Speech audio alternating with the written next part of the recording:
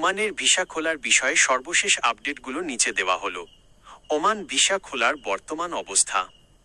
2026 সালের জানুয়ারি মাসের শেষ দিকে ওমানের শ্রমমন্ত্রী এবং বাংলাদেশের প্রবাসী কল্যাণ উপদেষ্টার মধ্যে একটি গুরুত্বপূর্ণ বৈঠক হয়। সেই বৈঠকে ওমান সরকার আশ্বস্ত করেছিল যে আগামী 2 মাসের মধ্যে বাংলাদেশিদের জন্য স্থগিত থাকা শ্রম ভিসাগুলো পর্যায়ক্রমে খুলে দেওয়া হবে।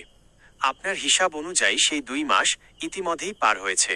তবে বর্তমানে কিছু বিশেষ পরিস্থিতির কারণে প্রক্রিয়াটিতে কিছুটা বিলম্ব হতে পারে। 10-12টি ক্যাটাগরিতে ভিসা চালু।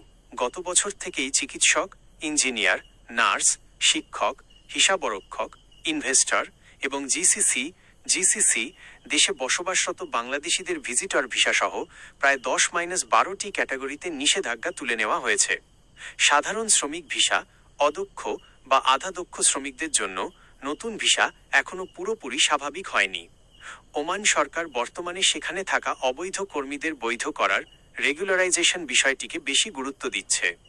আঞ্চলিক পরিস্থিতি, মধ্যপ্রাচ্যে সাম্প্রতিক কিছু উত্তেজনার কারণে প্রশাসনিক সিদ্ধান্ত বাস্তবায়নে কিছুটা ধীরগতি লক্ষ্য করা যাচ্ছে। আপনার জন্য পরামর্শ। ওমান সরকার আনুষ্ঠানিকভাবে সাধারণ শ্রমিক ভিসা খোলার তারিখ ঘোষণা করলেই কেবল এজেন্সির সাথে লেনদেন করুন। 2.